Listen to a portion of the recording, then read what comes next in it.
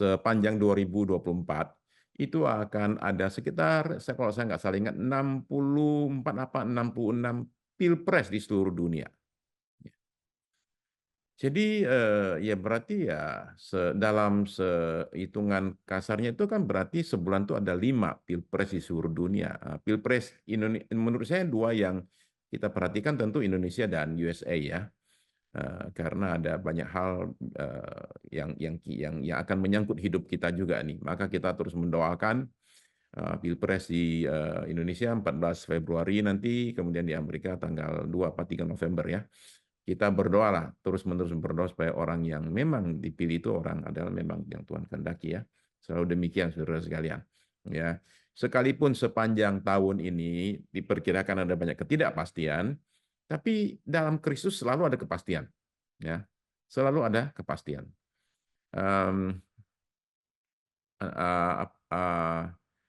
Beberapa waktu yang lalu awal tahun saya diminta hadir di satu acara oleh salah satu perusahaan sekuritas besar di Indonesia, dikumpulkan pada hari Minggu. Yang kumpul itu ya dari agama Kristen, Katolik, Buddha, Hindu, dan ya, Islam.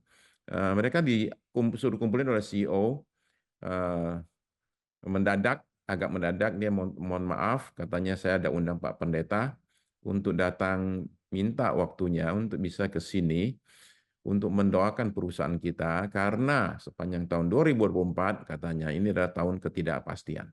Ya, ya tapi sekali lagi bagi kita dalam Kristus, setiap tahun itu tahun kepastian. Setiap tahun itu kalau saya ditanya, Pak, tahun depan tahun apa? Tahun depan tahun pengharapan. Ya, dalam Kristus selalu ada yang namanya pengharapan. Nggak pernah orang hilang harapan dalam Kristus. Dunia boleh hilang harapan, tapi kita anak Tuhan nggak pernah ada hilang harapan. Ya, Kristus itu pengharapan kita yang sangat amat teguh dan bisa dipegang. Ya, jadi demikianlah sekalipun berbagai prediksi dan sebagainya itu mengatakan ini ya banyak ketidakpastian, tapi dalam Kristus kita selalu ada kekuatan. Oke. Mari kita mulai ke khotbah hari ini, saudara sekalian. Saya ingin bicara tentang seseorang di kota saudara, oke, di New Jersey, saudara sekalian. Itu ada satu orang ahli bedah bernama Lee Buono, oke. Nah, Lee Buono ini suatu hari itu dapat pasien, seorang hakim, mantan hakim. Hakim ini kena tumor otak sehingga nggak bisa ngomong. Jadi menjelang mau dibedah itu kan dokter datangin ke pasien, kemudian ngajak ngobrol lah ya. Jadi di depan pasiennya ada istrinya, dia jelasin lah prosedurnya. Nanti kalau bedah tuh kayak gini-gini loh, gini-gini. Lalu kemudian istri hakim itu nanya sama dokter Lee ini, boleh tahu nggak kenapa Anda jadi dokter? Ya. Apa sih yang mendorong? Oh, dia ceritalah. Waktu dia di SMP di New Jersey, katanya tahun 80-an, saya itu katanya satu hari Jumat, katanya, itu nggak pulang, tetap stay di lab di sekolah. Saya lagi bedah kodok. Kemudian dia bilang, saya punya guru, Al Sidleki. Al itu bilang gini, "Hei, Li, kerjanya bagus nih, pinter nih. Waduh, ini kalau besar kamu harus jadi dokter ahli bedah saraf gitu loh." Begitulah saya katanya jadi ahli bedah saraf gara-gara omongan uh, guru saya gitu. Oke. Nah, sampai situ ya si pasien dengerin lah, nggak bisa ngomong dia kan. Kemudian setelah dibedah, pasiennya ini sembuh. Mendadak jadi bisa ngomong lagi. Nah, ketika bisa ngomong nih, kalimat pertama yang dia katakan kepada dokternya, itu bukan bilang thank you, enggak. Dia pegang bahu dokternya terus bilang gini, Anda harus telepon itu Anda punya guru dan bilang terima kasih sama dia.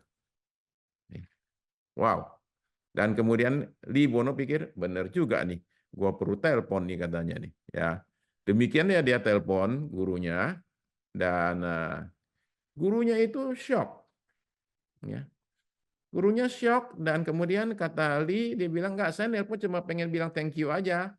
Karena gara-gara Anda ngomong dulu waktu saya SMP itu, saya sekarang benar jadi ahli bedah saraf. Wah, gurunya nangis.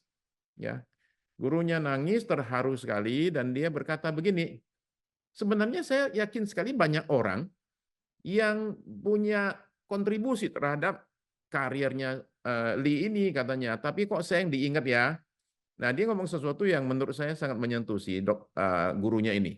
Gurunya bilang gini, terus terang ya, saya sebenarnya agak malu jadi guru. Kemana-mana orang nggak nanya, saya nggak berani bilang saya guru. Tapi hari ini, gara-gara telepon tersebut, pandangan saya tentang diri saya dan pekerjaan saya berubah. Saya sekarang bangga ngomong kemana-mana, saya adalah guru. Ya.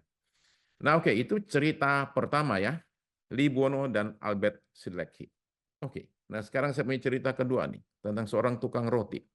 Oke. Michel Flamand itu lagi di toko roti tengah malam nih, jam 11 malam nih, lagi ya persiapan besok lah.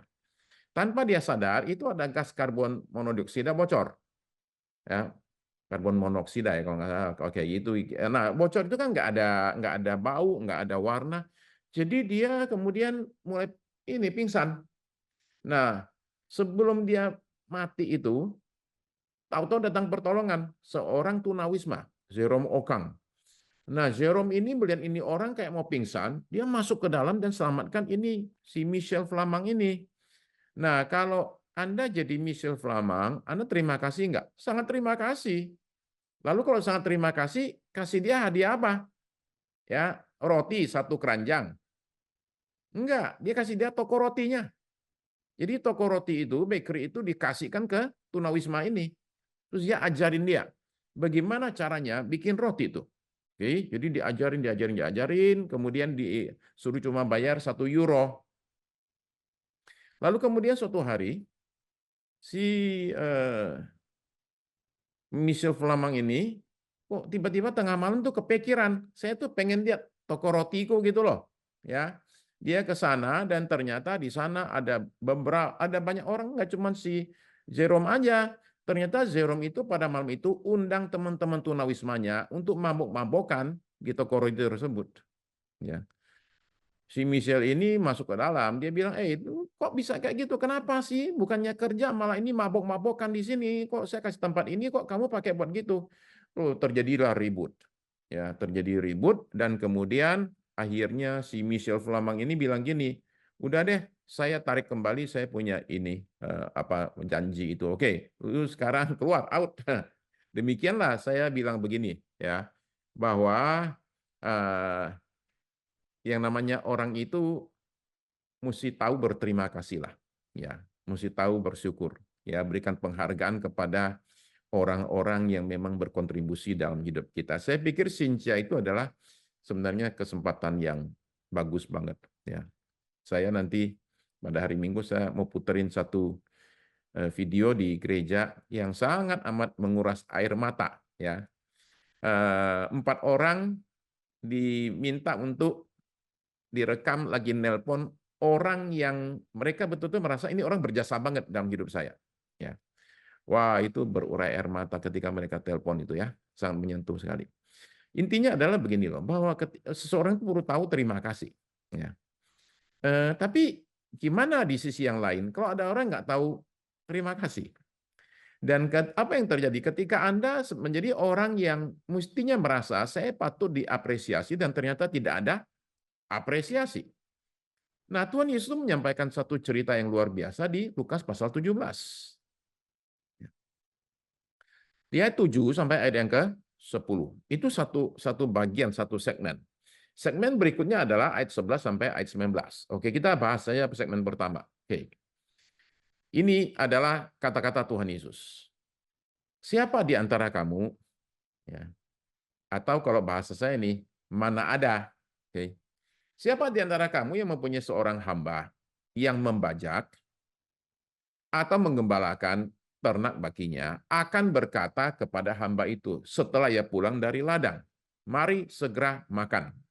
Ayat 8. Bukankah sebaliknya ia akan berkata kepada hamba itu, sediakanlah makananku, ikatlah pinggangmu, maksudnya suruh kerja ya, ikat pinggang itu adalah suruh kerja, ya, dan layanilah aku sampai selesai aku makan dan minum, dan sesudah itu engkau boleh makan dan minum.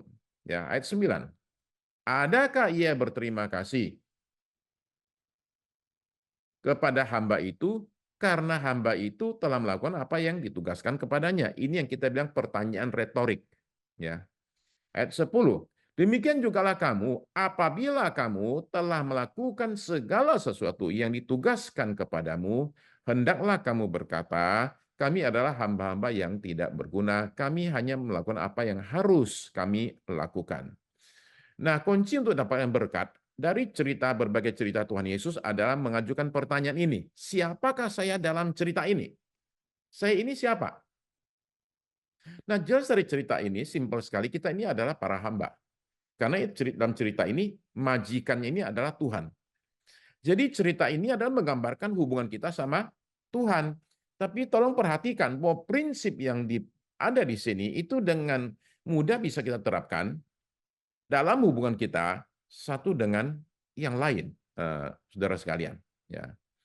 Nah, jadi dalam cerita ini menurut saya adalah pelajaran yang penting sekali bagaimana seorang bisa menjaga hati, bisa tetap bersyukur meskipun tidak mendapatkan ucapan terima kasih, apresiasi atau penghargaan. Itu intinya, ya. Nah, apa yang harus diperbuat? Ketika saya yakin Anda pernah lah menolong seseorang dan orang tersebut itu malah nggak terima kasih. Malah kalau istilahnya dalam bahasa Inggrisnya, bite the hands that feed you. Menggigit tangan yang ngasih kita makan. Ada kan orang-orang demikian. Apa yang harus kita perbuat ketika kita alami hal demikian? Coba kita lihat ya. Oke, yang pertama adalah kita mesti punya pikiran ini. Oke, apa yang dilakukan itu memang sudah seharusnya lah. Ya, itu sudah tugas saya. Oke, kan ayat 9 ya.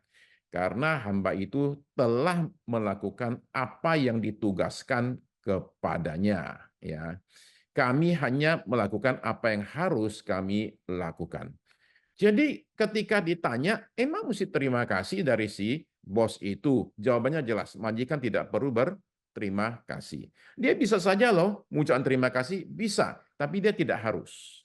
Di sisi sebaliknya, orang-orang yang lakukan tugas mereka ini nih, para hamba ini juga tidak usah berharap terima kasih, ya. Mereka itu diharapkannya justru berkata begini, ini sudah tugas kita, ini kewajiban kita, it's okay. Jadi seseorang itu dalam hidup ini, untuk dia bisa menjaga hati, dia itu perlu ketika lakukan sesuatu, dia perlu melihat itu sebagai sesuatu yang memang sudah seharusnya lah, ya. Bukan suatu sumbangsi yang harus dihargai, ya. Ini sikap penting loh, menurut saya, ya. Tidak mengharapkan apresiasi atau ucapan terima kasih. Kalau ada, diterima dengan sikap rendah hati. Ya, nggak apa-apa, itu memang sudah seharusnya. Nah, secara manusiawi, kita semua perlu penghargaan. Bahkan beberapa orang sengaja mencari penghargaan. Mati-matian dalam hidupnya itu mencari yang namanya penghargaan, dihargai oleh orang. Tapi yang menjadi masalah menurut saya adalah begini. Pengejaran menjadikan apresiasi, penghargaan sebagai target, itu akan bikin kita kecewa. Ya, saya tahu benar ketika suatu hari ada acara Natalan ya, ada seseorang dimintain sumbangan, bukan gereja kami ya, bukan ini gereja lain, oke, gereja lain mengadakan suatu acara Natalan di satu tempat, ya, di hotel atau apa gitu. Jadi mereka bikin suatu banquet, ya, makan malam sekalian. Lalu kemudian datanglah salah satu donatur dan dikasih duduk di meja nomor 2. Dan di situ itu, di tengah-tengah acara itu si donaturnya ya marah-marah, ya marah-marah terbuka. Dan dia bilang gini, kenapa saya ditaruh di meja nomor 2? Saya sudah nyumbang besar, harusnya di meja nomor 1. Waduh. Akhirnya setelah diomongin sama Pak Pendeta, enggak juga, dia pulang gitu. Ya.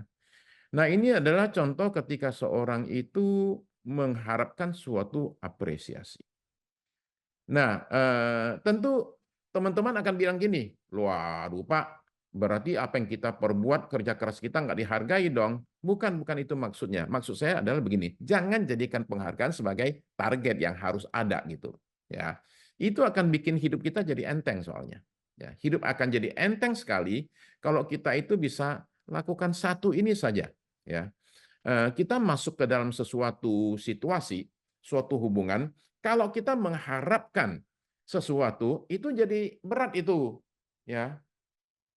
Sebaliknya kalau kita masuk tanpa berharap sesuatu dan malah dapat, senangnya bukan main, ya. Jadi ekspektasi itu mesti di-manage. Ekspektasi itu mesti dijaga. Jangan terlalu overdosis, itu yang saya maksud. Sebab ketika Anda punya ekspektasi itu, dibuat itu serealistis mungkin, maka ketika Anda itu berharapnya contoh 2, tahu-tahu dapat 5, senangnya bukan main. Tapi kalau Anda harapnya itu 10, ketika dapat 5, Anda kecewa loh. Ingat loh, sama-sama dapatnya 5 nih. Cuman yang satu memulai dengan, kayaknya mungkin dapat 2 nih. Dikasih 5, haleluya. Tapi yang memulai dengan berharap, wah dapat 10, tahu-tahu dikasihnya 5 juga sih, marah-marah. Jadi orang bisa dapat yang sama, tapi yang satu bisa happy, yang satunya lagi marah-marah. Kenapa? Ekspektasinya itu yang menjadi kunci. Ya, jadi saya pengen buat Bapak Ibu supaya hidup itu agak enteng dikit, oke, agak enteng lah ya, sehingga ketika nggak ada apresiasi, no problem, oke. Nah, saya kasih contoh gini ya, oke. Kalau Anda pergi ke restoran, mohon maaf ya, tadi saya katakan saya tukang makan, jadi saya punya ilustrasi banyak sekali soal makanan, oke ya. Jadi ketika Anda masuk resto, Anda punya ekspektasi 2, otomatis tanpa sebut. 1, makanan harus keluar cepat. 2, makanannya harus tepat. Cepat dan tepat itu. Kalau salah satu nggak dapat, contoh ya, cepat sih cepat tapi meleset. Marah kita itu. Atau tepat tapi lama nunggunya, kita juga sebel. Nah, untuk menolong para tamu supaya nggak cepat marah, beberapa rumah makan kasih nama yang unik. Rumah makan sabar menanti, ya. Padahal itu restoran Padang itu nggak usah nunggu itu, ya toh. Tapi tetap aja sabar menanti. Jadi yang masuk sudah tahu, lu sabar-sabar aja kalau di restoran ini, gitu. Ya. Nah, saya kasih contoh ya begini, oke. Saya pulang kampung. Waktu saya pulang kampung ke Pontianak, saya ini diajak makan restoran yang saya sudah dengar lama, tapi saya nggak pernah makan di situ. Oke, itu orang jual bakmi, jual kue tiaw, namanya bakmi Yautek. Itu nama yang bosnya itu Yautek. Tapi bakmi itu ada nama lain, itu bakmi tunggu. Ya, ini bakminya ini kalau saya kayak tahu ini enak, oke ya. Nah, si kita ke sana dan saya dikasih tahu, Pak Sukirno, siap-siap ya. Untuk apa? Bukan makan enak, nunggu. Berapa lama saya bilang? Ya 40-45 menit lah rata-rata lah, kadang sejam kalau lagi rame. Demikianlah kita pergi makan malam-malam dan semuanya itu nunggu sampai 45 menit. Ada yang kesel nggak? Nggak ada. Kenapa? Karena kita datang sudah expect ini bakal nunggu. Jadi ketika nunggu nggak ada yang marah, ya. No problem. 45 menit itu lama loh, ya. Karena gorengnya satu-satu soalnya. Nah, lalu jadi ya sepanjang nunggu kita ngapain? Ya ngobrol lah, ya toh. Kemudian makan camilan macam-macam. No problem. Suasana gayeng, suasananya meriah, enak. Nunggu lama, no problem. Oke. Nah, lalu kemudian bulan Oktober kemarin, karena mama saya jatuh berkali-kali, saya pergi lihat dia. Diajak lagi orang yang sama. Yuk makan bakmi tunggu. Kita ke sana nih. Ekspektasinya kayaknya 45 menit lagi nih. Begitu Pak duduk, baru duduk 10 menit, makanan keluar. Wah, itu satu meja mukanya sumringah semua. Semua senyum. Ya, hari ini ada apa nih? Kenapa cepatnya bukan main nih? Oke. Nah, jadi begini loh, ekspektasinya nunggu 40 menit. Tahu-tahu 10 menit keluar. Happy-nya bukan main. Oke. Nah, saya kasih contoh satu lagi ya. Begini. Ini Shiroguni. Shiroguni buka namanya pop-up restoran di Tokyo, Kyoto, Osaka, ganti-gantian lah ya. Nah, restorannya ini makanannya enak, oke, dan ramenya bukan main, ya. Nah, kenapa rame? Dia rame itu bukan gara-gara enak aja. Jepang banyak restoran enak. Dia rame itu gara-gara karena restorannya begini ceritanya. Oke, ini suasana dalam restoran ya.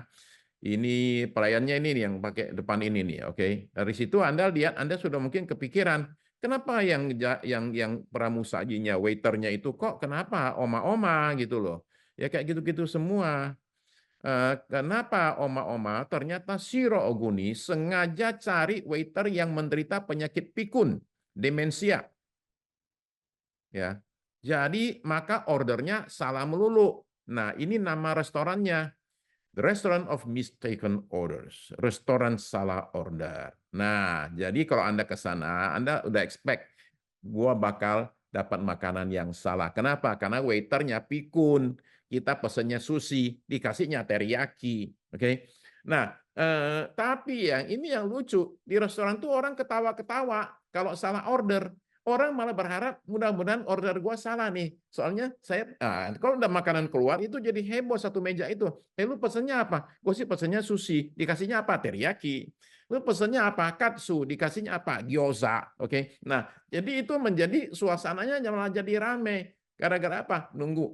Salah nggak? Salah nggak? Salah nggak?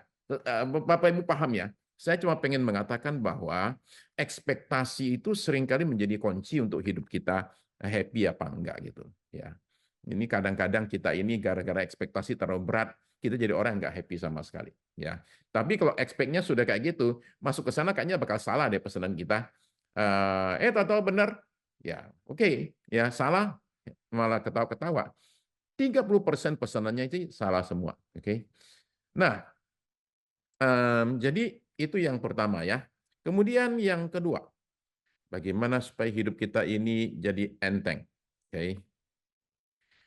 Oke, kita mesti punya sikap begini. Seharusnya, oke, kita yang menghargai, bukan menuntut penghargaan. Oke. Dalam rumah tangga, kalau Anda seorang suami, ya, lakukan tugasmu, fungsimu sebagai suami tanpa banyak berharap dapat penghargaan dari istri anak. Kalau ada penghargaan, puji Tuhan, ya. Tapi kalau nggak ada, ini tugas saya sebagai suami. Jadi enteng ya. Oke, jangan marah-marah ya. Semua orang diomelin ya. Lu kalian nggak tahu. Terima kasih sama sekali. Kok kayak gitulah, oke. Jadi tegang lah. Istri juga sama sih. Setelah melayani suami, melayani anak-anak, ya. Kalau ketika nggak ada apresiasi, it's okay, nggak apa-apa. Memang tugasnya lah ya, enteng sekali, nggak berat sama sekali. Daripada ketika ini saya udah ya nih, nggak ada apresiasi, gimana sih kalian itu? Nah, itu jadi berat, oke. Ini bisa berlaku di mana-mana. Nah, seharusnya nih kita ini yang mestinya menghargai, bukan menuntut penghargaan.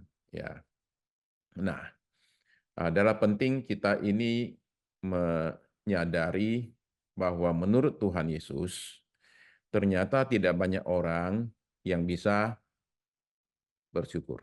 Oke, dalam cerita di Lukas pasal yang ke-17, kalau ayat selanjutnya kita menemukan bahwa ayat 17 umpama contoh ketika Lukas pasal 7 ya. Ya, oke, Lukas pasal ya. Lukas pasal 7 mestinya yang benar ya. Saya 17. Mestinya yang benar itu Lukas 17. Oke, ya. Lukas 17 ya. Ayat 17. Jadi Tuhan Yesus berkata begini, bukankah 10 orang tadi semuanya telah menjadi tahir? Di manakah yang 9 itu? Jadi saudara bisa lihat statistiknya ya. Ternyata 10 orang sembuh. Yang bersyukur terima kasih apresiasi Tuhan itu cuman 1 orang. Dengan kata lain hanya 10% dari orang-orang yang terima kesembuhan itu datang kembali untuk bilang terima kasih sama Tuhan. Jadi saudara-saudara menyadari bahwa memang ya begitulah manusia ya. Kalau sudah begitu itu susah, nggak kurang apresiasi sama sekali. Ya, kita mesti banyak apresiasi untuk apa yang Tuhan perbuat dalam hidup kita, saudara-saudara sekalian. Nah, oke. Tapi problem itu, oke, saya lanjutkan lagi dari Janis Kaplan. Janis Kaplan ini lakukan sesuatu yang menarik sekali nih. Sepanjang setahun, selama setahun ya, dia putuskan untuk bersyukur dan kemudian tulis bukunya lah ya. Tapi saya ketika saya baca bukunya, saya merasa bahwa buku ini nggak berat sih, ya, tapi isinya itu dalam. Dia kasih judulnya The Gratitude Diaries kan, tapi di bawah judul kecilnya adalah How a Year Looking on the Bright Side can transform your life. Bagaimana sepanjang tahun hidup itu dengan melihat hal yang positif bisa mengubahkan hidup Anda, yaitu dengan jalan tiap hari itu bersyukur. Tapi dia mengatakan bahwa ternyata nggak gampang bersyukur tersebut, sesuai dengan kata Tuhan Yesus. Karena dia mengatakan, ketika survei, lebih dari 90% orang itu yakin bersyukur itu bisa membuat hidupmu itu lebih bahagia dan bahkan bisa memberikan tingkat kepuasan hidup yang lebih tinggi. Tapi sekalipun 90% lebih orang yakin itu, nggak sampai separuhnya melakukannya. Nah ini kan sebenarnya agak lucu ya. Sadar bahwa ini membuat hidup saya happy, bikin saya puas, tapi nggak sampai separuhnya lakukan hal tersebut. Saudara sekarang menyadari bahwa bersyukur itu adalah sesuatu yang nggak gampang sama sekali. Ya, tapi kita mesti lakukan ini. Yang lebih gampang apa? Ngomel. Ngomel itu lebih gampang. Ya, saya kasihkan kepada teman-teman semua 8 bahaya mengeluh ya. Oke. Mengeluh itu gampang sekali ya. Orang Jakarta itu ngeluhnya apa? Ngeluhnya itu lalu lintas ya. Rakyat mengeluh soal parpol ya. Presiden mengeluh lah soal media lah. Oke. Istri ngeluh soal suami, suami ngeluh soal istri, anak ngeluh soal orang tua soal anak ya. Ya, lama-lama ini semua kemudian akan membawa suatu situasi yang nggak bagus. Oke, satu, orang komplain itu selalu anggap dirinya itu benar. Loh iyalah, kalau dia nggak dirinya benar, dia nggak mungkin dia komplain kan. Ya, oke. Selalu ada alasan buat dia mengeluh, lihat kekurangan, kesalahan. Oke, ya. Nah, dia susah sekali terima bahwa keluhanmu mungkin aja nggak benar. Gitu. Ya, dia orang sendiri benar. Yang kedua orang-orang demikian tuh lempar tanggung jawab. Lempar tanggung jawab ke orang lain. Jadi dia menjadi lumpuh karena dia merasa bahwa kalau orang mau berubah, situasi mau berubah, siapa yang mesti berubah? Orang lain lah. Kan dia yang salah. Oke? Ya. Nah, itu sebabnya nomor 1 akan bikin nomor 2. Saya lempar tanggung jawab ke orang lain. Orang lain yang mesti berubah. Saya perlu berubah nggak? Saya nggak perlu berubah. Akibatnya dia jadi lumpuh. Kenapa lumpuh? Karena dia nunggu orang soalnya. Dia nggak berbuat apa-apa karena dia nunggu orang berubah, dia sendiri nggak perlu berubah. Akibatnya nomor 3, apa itu? Semangatnya jadi patah. Karena harapin orang berubah, sendiri mestinya berubah. Karena dia nggak bisa berbuat apa-apa, merasa orang lain yang mesti lakukan sesuatu, akhirnya semangat patah. Semangat patah, pengharapan juga patah. Ya. Nah, lalu kemudian nomor 4, pribadi yang tidak menyenangkan. Orang banyak komplain itu nggak enak sama sekali. Hidup sama orang yang tukang komplain, ngeluh terus. Ya. Nah, sekarang saudara bayangkan ya, orang sama Tuhan juga bisa demikian. Pagi-pagi doa itu, Tuhan mana nih, berkatnya mana nih, kok nggak ada terus nih, udah nunggu lama banget nih. Ya. Lalu kemudian atau barangkali dia siang-siang nanti juga nanya mana, malam-malam mana. Ya. Orang demikian itu komplain terus. Nggak enak tinggal serumah sama orang tukang komplain. Ya. Lalu kemudian setelah itu orang yang tukang komplain ini nyanyi di gereja, ingin diam di rumah Tuhan sepanjang masa. Tuhan bilang, aku pindah rumah aja lah, nggak kuat aku sama yang kayak gitu, pindah aja. Nah, saudara sekalian, mengeluh itu sebenarnya membunuh ya. Itu kalau saudara perhatikan di 1 Korintus pasal 10. Di 1 Korintus pasal 10, itu Paulus itu ngasih 5 hal yang membuat Israel nggak sampai ke Kanaan. Salah satunya itu apa? Komplain. Komplain itu membunuh. Membunuh apa? Dia membunuh hubungan antara kita dengan manusia dan kita dengan Tuhan. Ya. Nah, 5, efek menular nih. Satu orang komplain, yang lain merasa, oh ya ada yang komplain, gue juga komplain. Nah, jadi udahlah semuanya itu jadi melebar kemana-mana tuh. Efek menular itu. Ya. Nomor 6, ini sudah dicek ya. Mengeluh itu bikin badan sakit. Sakitnya itu seperti apa itu? Ini salah satu contohnya ya. Bahwa orang-orang kalau terlalu banyak komplain itu nanti badannya itu cenderung bungkuk. Tolong jangan dibalik ya. Orang bungkuk, itu tukang komplain. Enggak begitu ya. Oke, tolong jangan dibalik. Ya, tolong jangan dibalik. Ya. Oke. Nah, ketika orang komplain, itu hormon tubuhnya terpengaruh. Karena kalau kita komplain kan harus ngomong. Ketika ngomong itu ini kuping dengar nih. Kuping dengar dikirim ke otak. Ya, jadi pikirannya pun juga akhirnya menjadi loop. terus-menerus dia akan komplain, komplain, komplain, dan badannya terpengaruh jadi sakit. Oke. Nomor 7, lama-lama jadi kebiasaan itu, ya. Hobinya itu mengeluh, tiap kali duduk itu mengeluh, tiap kali buka mulut mengeluh. Lama-lama benar-benar ini sudah nggak bisa lagi, pandangannya jadi pesimis. Oke. Nomor 8, Tuhan juga capek lah ya lihat orang demikian. Oke, ya. Nah, jangan diartikan, jangan salah paham ya. Jangan salah paham seolah-olah kita nggak boleh kasih masukan atau teguran. Ya, seolah-olah pasrah dengan kejelekan, kesalahan dosa. Enggak. Ya, bukan begitu maksudnya. Oke. Jangan ini dianggap seolah-olah ngajak orang jangan maju. Enggak. Oke. Kritik membangun, masukan, teguran itu sah mesti ada eh, dalam Tuhan, saudara. Orang Kristen itu oke itu. Sebab kita nggak ada yang sempurna. Tapi beda loh antara orang komplain saja dengan orang berikan masukan kritik. Kenapa? Masukan kritik itu sudah kelihatan nih jelas. Yang satu ini nih. Orang komplain itu udah semuanya deh, nggak jelas sama sekali. Ya, ada satu orang pria masuk ke restoran. Oke. Ketika makan dikasih roti 2 potong. Dia ditanya, gimana makanannya bos? Oh enak, cuman roti kok cuma 2 potong gitu loh. Oke, besok dia datang lagi lah. Ya, pelayannya bilang ini yang kemarin komplain roti kurang, dia kasih 4. Kasih 4 dong. Ya, ditanya gimana? Oh, makanan sih enak, cuman roti kok cuman 2 potong, cuma 4 potong. Wah, kurang juga ya. Besok datang lagi. Ini orang kemarin komplain 4 potong kurang. Gua kasih 6 potong deh. Kasih 6 potong. Masih kurang juga. Dia bilang kok roti cuma 6 potong. Ya udah, akhirnya besok antisipasi ini orang datang. Pelayannya suruh di dapur itu tolong bikinin roti Pak 3 meter. Roti 3 meter. Dia potong 2, 1,5 meter, 1,5 meter. Dia datang tamunya dikasih tuh roti 3 meter dipotong 2. Bisa makan ditanya, gimana ini makan hari ini? Ya semuanya enak. Cuman saya heran ya, kok rotinya kok kembali lagi cuma 2 potong? Waduh, itu orang memang nggak bisa dibikin happy itu ya. Dikasih 3 meter aja masih kurang ya.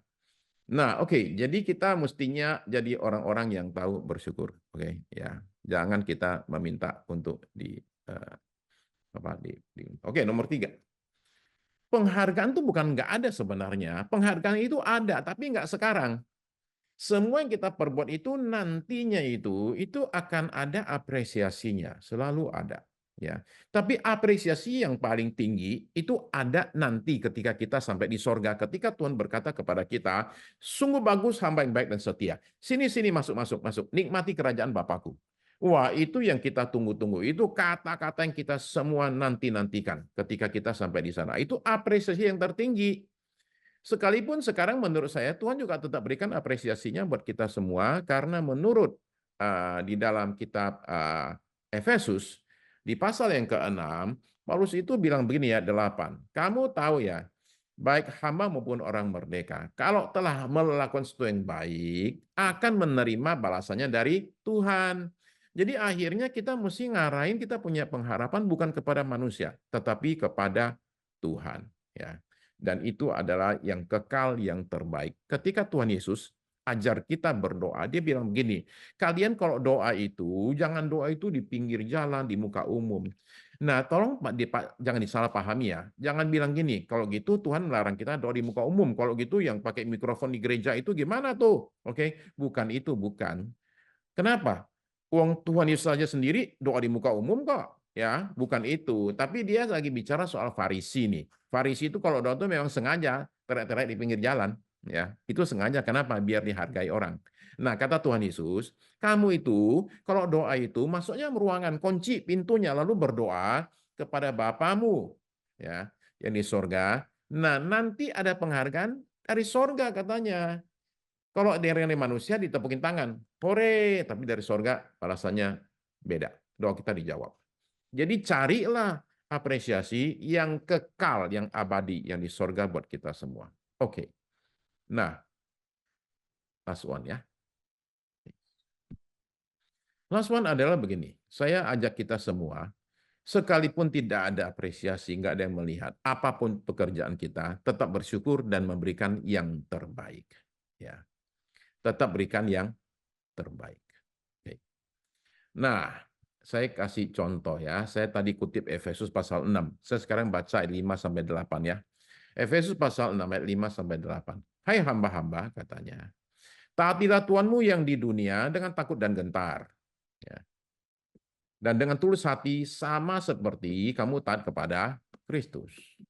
Jangan hanya di hadapan mereka saja untuk menyenangkan hati manusia, tetapi sebagai hamba-hamba Kristus yang dengan segenap hati melakukan kehendak Allah dan yang dengan rela menjalankan pelayanannya seperti orang-orang yang melayani Tuhan dan bukan manusia. Kamu tahu bahwa setiap orang, baik hamba maupun orang merdeka, kalau ia telah berbuat baik, ia akan menerima balasannya dari Tuhan. Nah, ini mungkin dalam konteks pelayanan di gereja, mungkin ini gampang nih. Ya toh? Kita melayani Tuhan nih. Oke? Ya, lakukan segenap hati. Itu gampang. Tapi ketika Anda bekerja di tempat kerja, di restoran, di kantor dimanapun juga, Anda diharapkan praktek yang sama nih. Yaitu menjadikan pekerjaanmu sebagai pelayanan. Dan melihat dirimu itu bukan sebagai pekerja, tapi sebagai seorang pelayan Tuhan. Ini memerlukan suatu perubahan pola pikir yang besar sekali untuk ketika saudara besok pagi mau berangkat kerja, ditanya sama tetangga, mau pergi ke kerja lagi? Oh, enggak, saya sekarang pelayanan. Saya sekarang pelayanan nih. Pelayanan? Sekarang udah di gereja nih. Udah pindah? Enggak, tetap di kantor yang sama sih. Ya, tetap di restoran yang sama, di toko yang sama. Cuma saya sekarang bukan lagi kerja, saya sekarang melayani. Jadi ketika datang ke tempat kerja, itu beda antara pekerja sama pelayan. Pekerja itu akan begini, pekerja itu nanya begini, saya dikasih berapa nih? Kasihnya 3. Ya, ya udah, saya keluarin ilmu saya 3. Kenapa? Karena dikasih 3, ya udah saya keluarin 3 biar pas. Padahal ilmunya 5 loh. Enggak, dia keluarin 3 doang. Tapi seorang pelayan itu akan mengatakan, saya nggak perlu tahu kompensasinya berapa, tapi gini loh, saya punya ilmu 5, saya keluarin 5. Jadi akhirnya dia menjadi excellent. Dia menjadi yang terbaik. Nah, itu hanya terjadi ketika saudara-saudara sadar dan meyakini saya lakukan ini buat Tuhan. Itu yang penting, lakukanlah ini buat Tuhan. Karena ketika saudara lakukan buat Tuhan, maka itu bukan lagi tugas, tapi menjadi suatu kesukaan. Ya, kalau 3:23 kan, kita berbuat apapun juga lakukan buat Tuhan dan bukan untuk manusia. Ya. Ini menjadi suatu sikap yang penting. Ya. Saya bilang sama anak kantor, karena saya setiap Senin itu khotbah di kantor Yayasan Cinta Anak Bangsa. Saya bilang sama kepala bagian keuangan, Aman namanya. Man, saya bilang, kalau bikin laporan nih buat Ibu Ketua, saya bilang, bikin laporannya itu seolah-olah buat Tuhan, bukan Ibu Ketua yang baca nih. Bikin sebagus mungkin. Kalau buat Tuhan kan beda dong kelasnya, kerjaannya ya. Karena buat Tuhan, soalnya bukan buat Ibu Ketua Yayasan. Jadi demikianlah kerja sedemikian bagusnya, Man. Seolah-olah Tuhan yang baca. Ya. Dan saya pikir ini semua kita lakukan ini ketika Anda melayani dimanapun juga, seolah-olah lakukan buat Tuhan. Pandanglah dirimu sebagai seorang hamba Tuhan. Yang lakukan ini semua buat Tuhan kita. Kalau lakukan buat Tuhan, itu menjadi suatu kesukaan. Ya. Dan Tuhan akan membalas buat kita semua. Anak saya, tadi saya cerita sebelum ibadah mulai, anak saya itu kerja di perusahaan. Oke. Jadi saya sama dia ketemu sama bosnya nih. Lalu kemudian tanya bosnya lah, jam kerja jam berapa? Ini jawab bosnya ya, jawaban bosnya. 9 to 7. Ya, 9 to 7. Orang kan 9 to 5. Ya, ini 9 to 7. Wah, lumayan berat nih. Oke, 9 to 7 artinya 10 jam. Sorry, kata bosnya kebalik. 7 to 9. 7 to 9. Jadi anak saya itu kerja kantor tiap hari, itu jam 7 masuk, jam 9 malam baru pulang. Ya. Dan gajinya itu 9 to 5. Kerjaannya 7 to 9. Oke, ya. Dan dia hari Sabtu mesti masuk loh. Hari Sabtu mesti masuk. Ternyata bukan 7 to 9, 7 to 10. Dia pulang kerja jam 10 malam. Ya. Jadi jam 7 pagi mereka sudah mesti kumpul untuk briefing dan melihat ini baca koran dan kemudian melihat bursa dunia yang Amerika baru tutup, yang Tokyo baru buka gitu loh, ya. Jadi setiap hari jam 7 pagi sudah ada di kantor, pulangnya itu jam 9 malam itu awal, jam 10 malam standar, jam 11 itu umum, jam 12 baru namanya lembur. Oke. Jadi bayangin ya, gimana caranya dia bisa bertahan? Karena pada tahun pertama itu tidak ada cuti sama sekali. Oke, nggak ada cuti 7 sampai jam 9 malam. Kemudian ya apa namanya Sabtu mesti masuk. Oke, gimana cara bisa bertahan? Saya bilang sama dia, Dek, do it as if you're doing for God. It's the only way you can survive. It's the only way you can survive. Saya bilang jadikan ini buat Tuhan, Adek, ya, bukan buat siapapun juga. Kamu kerja buat Tuhan. Kamu anggap ini sebagai suatu pelayanan. Senyum-senyum aja dia nggak terlalu yakin. Saya bilang you gonna struggle with this, tapi gimana caranya supaya kamu kerja itu jadi kesukaan. Kalau orang sudah suka menjadi joy, akhirnya nggak ada capeknya. Ya. Jadi demikianlah teman-teman sekalian, saudara sekalian. Lakukan pekerjaan teman-teman semua yang kerja di kantor, yang punya bisnis, yang punya kerja di restoran, di toko dimanapun juga. Lakukan itu buat Tuhan. Ya, ketika itu kita lakukan, kita semua nggak berharap apresiasi dari manusia, tapi kata Alkitab, Tuhan akan membalas kepada kita semua. Mari kita berdoa. Terima kasih Tuhan yang adalah sumber berkat buat kami. Engkaulah yang menjadi andalan kami ya Tuhan. Hari ini hamba berdoa buat teman-teman yang ada di sini, supaya kami semua diberi kekuatan, lakukan apa yang menjadi tugas kami, pekerjaan kami. Kami lakukan seolah-olah buat Tuhan, Tuhan yang membalas semua kerja keras teman-temanku ini ya Tuhan. Tuhan yang memberkati semuanya, Tuhan yang mengurapi, memampukan, Tuhan yang melindungi setiap teman-teman yang ikut Zoom pada hari ini, Tuhan, ketika mereka itu melayani, bekerja, bahkan di rumah tangga masing-masing. Kiranya ya Tuhan, Engkau yang membalaskan apa yang mereka kerjakan semua ya Tuhan, melebihi berkat daripada manusia. Tuhan, terima kasih karena sekarang pengharapan kami arahkan kepada Tuhan yang melihat semua yang tersembunyi. Semua kerja keras kami yang tersembunyi, yang nggak manusia lihat, Tuhan melihat semua, dan pada waktunya kami terima apresiasi tertinggi ketika kami berjumpa lagi dengan Tuhan. Terima kasih buat semuanya ini Tuhan. Di dalam nama Tuhan Yesus Kristus.